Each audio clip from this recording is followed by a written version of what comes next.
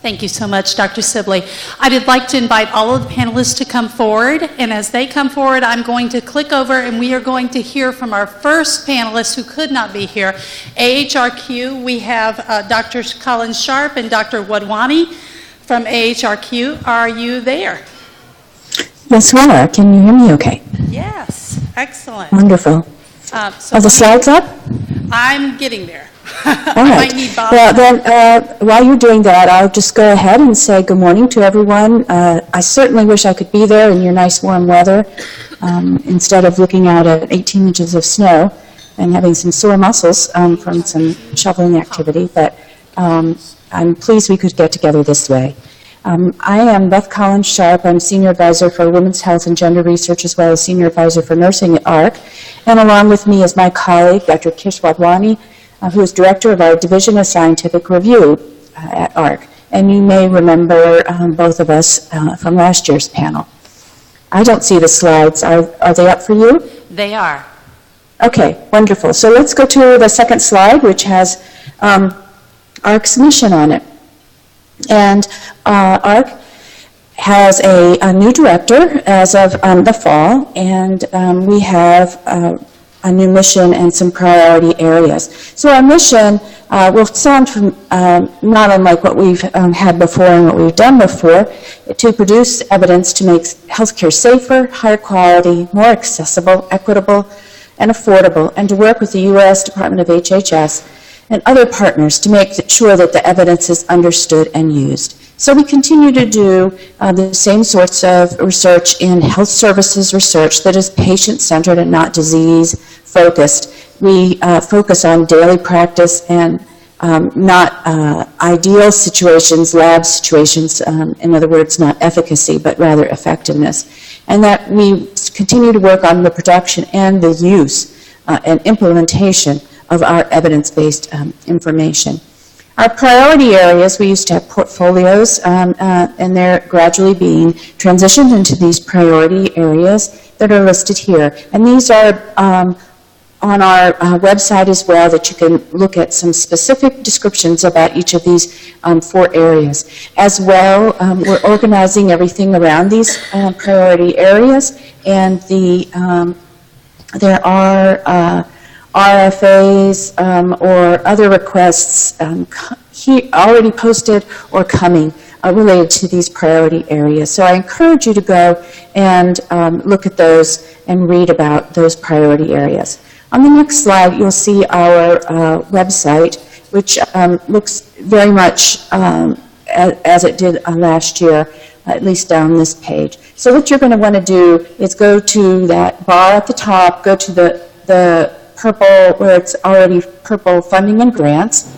And then if you'll click again, you'll see that we do have an area around contracts, which we are not going to talk about today. And then click again, you'll see where you would click to go for training and education funding. And then finally another click, and you'll see how you can get to all of the funding opportunity announcements. So that one is thicker because I think that you'll be going there the most.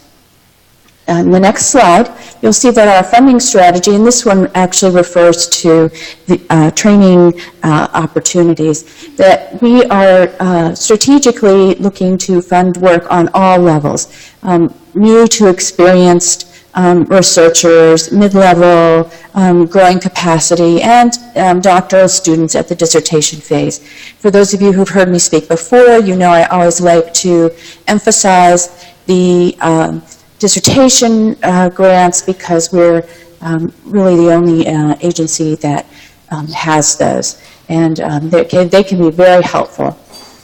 Now, when you go to that training site, you'll see a number of grant opportunities. In the name of time, I have hidden several slides, and I won't talk about those today, but I have put them all together on a PDF file, which SNR, I've already sent it, and SNRS is welcome to put it on our on your website with the other conference materials. So a hidden slide here talks about the specific training opportunities, which is the same information that's on the website, but for easy access, it is on a separate slide.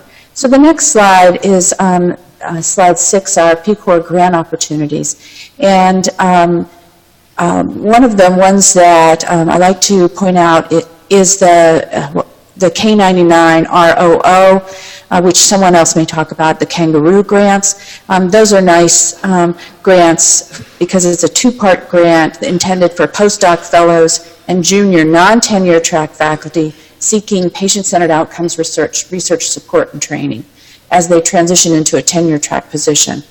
Doctoral students, or postdocs who have kangaroo grants are very attractive to schools of nursing because they come with funding.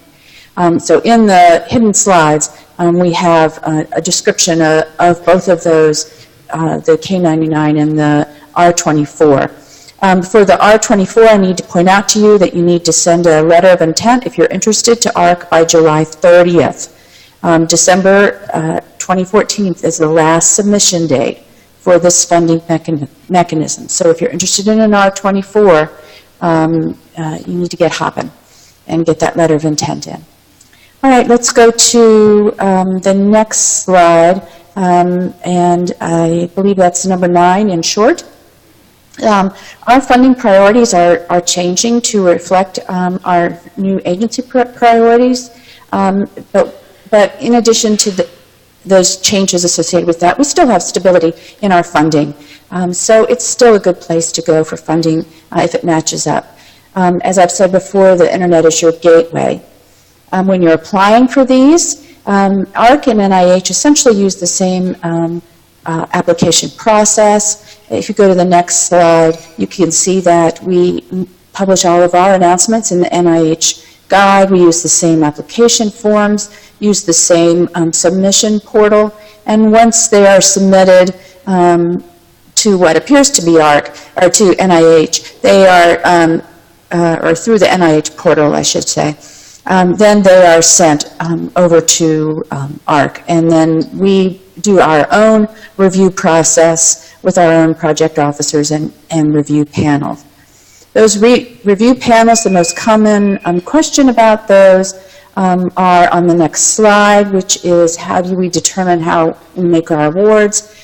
Something that I'd be willing to bet on is that you're going to hear about how important scientific merit is to making decisions about awards. The significance and originality and the strength of the methods are just critical, and that is the first order of business in terms of deciding whether to fund any one application. After that, shortly after that, we also consider what is uniquely fits in with AHRQ's priorities, which should come to AHRQ versus some other agency. And the best way to find that out up front is to read the priorities and to talk with a program officer. And you can send your specific aims to a program officer, and they will tell you if it's a good fit and give you some technical support, such as how to make an application. We do not provide scientific support or review of your any concept that you present to us. That's different than some other groups. If you're interested in seeing what has been already funded, because we're not going to fund 2 projects on the exact same topic, you can look it up in the GOLD database. And another huge consideration is impact of the research, which is different from significance. And so I have a hidden slide there to tell you that it goes beyond addressing an important problem, but overall that it provides an outcome with a powerful influence on the research field, and will make an impact over the long haul. On the next slide, you'll see key points to promote success. These first items are what Kish call the go, no-go criteria. If you don't have information about your priority populations, IRB, data monitoring, or your budget is out of whack, then it's a simple no-go. There will be no consideration beyond that. So make sure that these are addressed carefully. Common problems. Dr. Collins? That, I'm yes. sorry, we need to wrap you up because we're out of time. All right, that's absolutely fine. If you can flip through and just give folks an idea, if you can go to the slide with all the boxes, I'll tell you that check boxes, number 19, that we're very interested in having nurse reviewers. Nurses are on every committee, and if you're interested, send an email to Kish or myself, and the email's on the last slide. And I thank you very much. Thank you so very much.